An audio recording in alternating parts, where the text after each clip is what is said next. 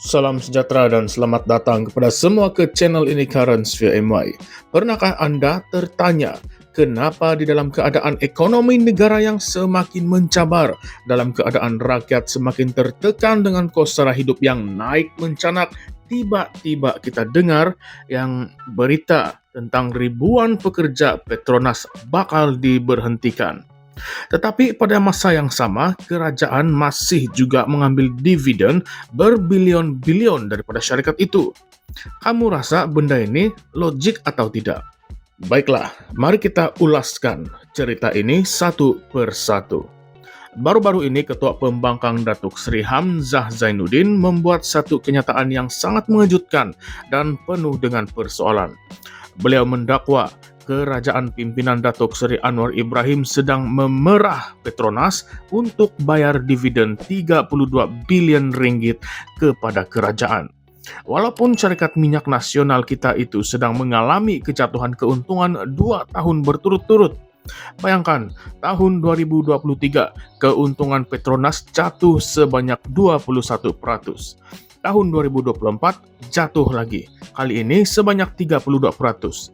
Tetapi kerajaan tetap juga ingin jumlah dividen yang sama macam tahun lepas, yaitu 32 bilion ringgit, tidak kurang, tidak lebih.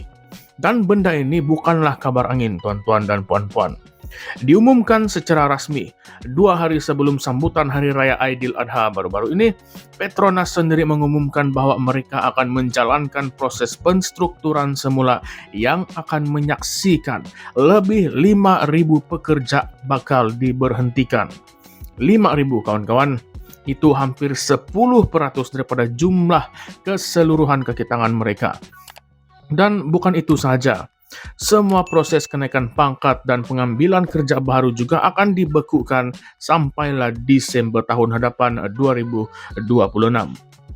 Presiden dan CEO Petronas sendiri, Tengku Taufik Tengku Kamad Jaja Aziz, menjelaskan bahwa langkah ini terpaksa diambil kerana ketidaktentuan pasaran global, turun naik harga minyak mentah dan kesan ekonomi pasca pandemik yang masih menghantui syarikat.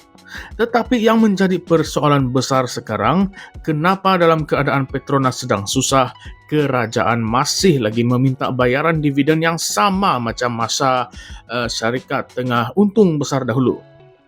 Hamzah tidak berhenti di situ. Beliau juga menegaskan bahwa kalau kerajaan benar-benar bertanggung jawab, langkah penstrukturan semula yang menyakitkan pekerja ini boleh dielakkan. Kalau kerajaan sanggup kurangkan jumlah dividen mengikut prestasi sebenar keuntungan Petronas. Tetapi malangnya ini tidak berlaku. Dan kalau Anda fikir yang ini hanyalah sentimen politik semata-mata, Naib Presiden Bersatu Datuk Dr. Radzi Jidin pun bersuara. Katanya kita tidak boleh pandang ringan kesan pemberhentian pekerjaan ini. Sebab ada pekerja kontrak atau tetap. Kehilangan kerja tetap memberi tekanan emosi dan ekonomi kepada seluruh keluarga. Katanya hidup kita perlu sentiasa ada keperimanusiaan. Tetapi bila media tanya kepada Perdana Menteri sendiri, Datuk Anwar Ibrahim, beliau menjawab ringkas sahaja. Katanya pemberhentian ini melibatkan majoritinya pekerja kontrak. Nah, persoalannya, adakah pekerja kontrak ini tidak ada keluarga, tidak ada komitmen hidup, ataupun tidak layak mendapat perhatian? Nah, apa kata Anda? Dan Anda kena tahu juga bukan kali pertama kerajaan ambil jumlah dividen yang tinggi daripada Petronas. Pada tahun 2022, kerajaan mengambil 50 bilion ringgit, termasuklah dividen khas. Pada tahun 2023 mengambil 32 bilion ringgit. Tahun 2024 mengambil lagi 32 bilion ringgit. Dan untuk tahun depan, atau yang tahun ini punya, tahun 2025, kerajaan sudah umum jumlahnya masih akan sama, yaitu 32 bilion ringgit juga. Jadi apakah maksud semua ini? Maksudnya kerajaan kita hari ini sangatlah bergantung kepada Petronas untuk menampung belanjawan negara. Petronas ini ibarat tabung kecemasan kerajaan. Tetapi pada masa yang sama, bila Petronas susah, siapa yang bantu dia? Nah, oleh itu, disinilah bermulanya persoalan-persoalan panas yang kita semua perlu renungkan bersama. Yang pertama, Adakah kerajaan sekarang terlalu bergantung kepada dividen Petronas sampai sanggup korbankan ribuan pekerja demi memastikan angka atas kertas nampak lebih cantik? Kita tahu yang kerajaan perlukan dana untuk tampung subsidi, program bantuan rakyat, pembangunan, dan segala macam proyek. Tetapi adakah ini bermakna syarikat milik negara seperti Petronas perlu dijadikan mesin tunai tanpa had? Dan yang kedua, apabila kita bercakap tentang fiskal, kita tidak boleh lupa pada tahun 2024 dan 2025 kerajaan sedang berdepan defisit fiskal yang sangat besar. Jadi kerajaan perlu dana, cepat dan mesti banyak. Tapi sampai bila modal ekonomi kita ingin bergantung kepada hasil Petronas saja? Apa jadi kalau harga minyak dunia terus menjunam? Apa jadi sama kita? Dan yang ketiga, adakah kita sedang melihat satu bentuk ketidaktelusan dalam pengurusan keuangan negara? Kalau keuntungan Petronas sudah jatuh 2 tahun berturut-turut, kenapa tiada pelarasan pada jumlah dividen yang perlu dibayar kepada kerajaan?